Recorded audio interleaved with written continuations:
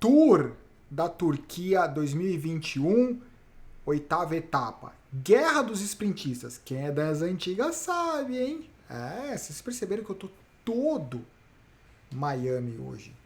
Olha, da praia. É o seguinte, Tour da Turquia 2021, oitava etapa. Deve ser extremamente frustrante para os atletas que lutam pela classificação geral de uma prova que você tem a atenção voltada para os sprintistas. O que é ótimo para os sprintistas, o que é ótimo para as grandes equipes. E o cara que está lutando pela classificação geral, que poderia usar isso como um trampolim para a carreira dele e para a equipe, internamente, entre as equipes, os profissionais, os caras que fazem as contratações, é um ótimo cenário.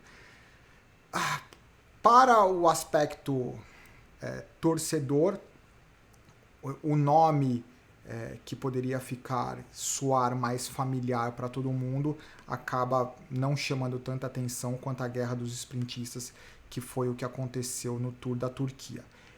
Lembrando que das 8 etapas, a grande luta foi pelos sprintistas, 3 vitórias consecutivas do Mark Cavendish, 2 vitórias consecutivas do Philipsen, da Alpecin Fenix, e hoje, como eu comentei no vídeo de ontem, como vocês podem olhar pela altimetria, não é necessariamente uma altimetria que, uma característica de prova que você olha e fala para os sprintistas, mas por conta da disputa extremamente acirrada, e parece que os sprintistas eles estão com ritmo e volume para passar por essas montanhas de forma não tranquila, mas para conseguir chegar para disputar o sprint, o que na verdade foi o que aconteceu, né? Eu vou colocar aqui as imagens do que aconteceu durante a etapa. A etapa curta, 160 quilômetros, a fuga de sempre, as movimentações de sempre, mas com todos os interesses em jogo dos sprints. Eu acho que principalmente a pressão sobre a Alpecin Fenix era muito grande de tentar pelo menos igualar as vitórias do Cavendish nesse momento. O que para a Alpecin Fenix seria um cenário incrível, porque a Alpecin Fenix em 2021 ela será o primeiro ano que ela participará das 3 grandes voltas. Lembrando que as equipes World Tour, que são 18 equipes, elas têm o lugar garantido. A Alpecin Fenix não é uma equipe World Tour, mas por motivos talvez não tão óbvios para todo mundo, mas por conta do Mathieu Van Der Poel, eles foram convidados para as 3 grandes voltas. Isso aumenta a pressão de que eles têm que fazer algo, né? E aqui são os momentos finais, 2,4 quilômetros, um dos atletas da Alpecin Fenix, ele se envolveu num tombo. A Israel Startup Nation, sem comentários. O que os caras fizeram nas embaladas de todas as etapas foi algo de simplesmente intocável, assim, não tem o que falar. Esse momento é bem curioso, porque a Alpecin Fenix, ela sempre tem conseguido colocar o Greipel numa ótima posição. Não é que o Greipel não é que o Greipel necessariamente explodiu o motor, é que o Greipel, ele sempre terminou em segundo, terceiro, quarto, coisa de ajuste de sprint, a falta de potência final, seria injusto dizer que simplesmente o cara explodiu o motor e que ele não tem a mínima chance. Ele pegou os caras num momento que talvez para ele seja difícil. Aqui é curioso porque tanto o Cavendish quanto o Philipsen, eles criaram ali uma competição entre eles e que acabou rendendo fruto para os dois. Se vocês olharem perto da barreira do lado direito, tem o Philipsen e na roda dele o Cavendish. Daí eles encontraram uma avenida ali, ó. O Cavendish, eles não aparecem, o Cavendish na roda do Philipsen. E daí a hora que o Cavendish lança o sprint final, tum! Foi embaixo, e essa imagem é muito bacana. Essa imagem é muito legal, do Philipsen e do Cavendish. Acabaram as 8 etapas, ok, é tenso. Eu tenho falado bastante isso porque inevitavelmente no Tour de France, etc., vão acontecer esses toques, vai acontecer tombo, vai acontecer polêmica, só que para o sprint, o que acontece nos 5 km finais, tem muito toque, tem muito empurra, tem muita cabeçada, tem muito cotovelada, e às vezes o cara explode depois de 5 cotoveladas que ele tomou, uma que ele dá e o cara cai, daí o cara é o vilão.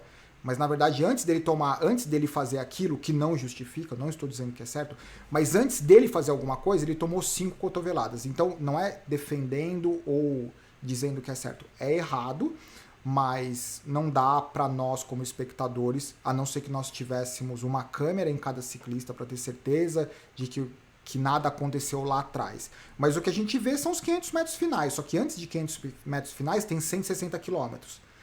E acontece muita coisa durante 160 quilômetros.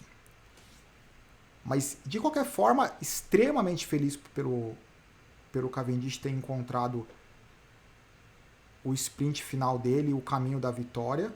Aí, ó, Mark Cavendish, Philipsen, Halvorsen, que foi o cara que sempre teve ali também nos sprints junto com o Greipel e não conseguiu fazer nada. Talvez entre os sprintistas, ó o Philipsen ali, ó, da Alpecin-Fenix, ele não tá muito feliz não, meu sprintista. A função do sprintista é ganhar, né? Sprint não existe o segundo. Isso é o lado cruel do ciclismo, o lado cruel do sprint. O segundo é o segundo, não tem valor nenhum, né? Tem valor, muito valor, para contratação, para o futuro do cara, mas para o sentimento dele, ele quer que se exploda. Segundo para ele, segundo e último, que é a vitória. Mark Cavendish. Classificação geral é cruel, né? Porque afinal de contas, para o Dias Galego, isso poderia ser um ótimo momento para estar todas as atenções da mídia para ele, né? Classificação geral, o que é sempre uma conquista incrível, só que perante... Ó o cara da Alpecin também, meu. Os caras da Alpecin, eles estão tudo no foco, cara. Os caras estão na missão. Os caras estão ali pensando com a cabeça em outro lugar já. Tour de France, Giro de Itália, Volta à Espanha. E é isso. Eu acho que o grande legal do...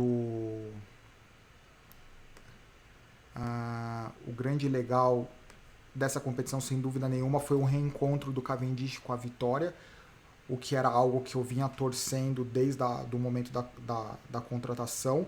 E eu vou confessar o seguinte, lembra que eu falava? Era a torcida do coração, porque eu achava que não tem jeito, que não sei o quê.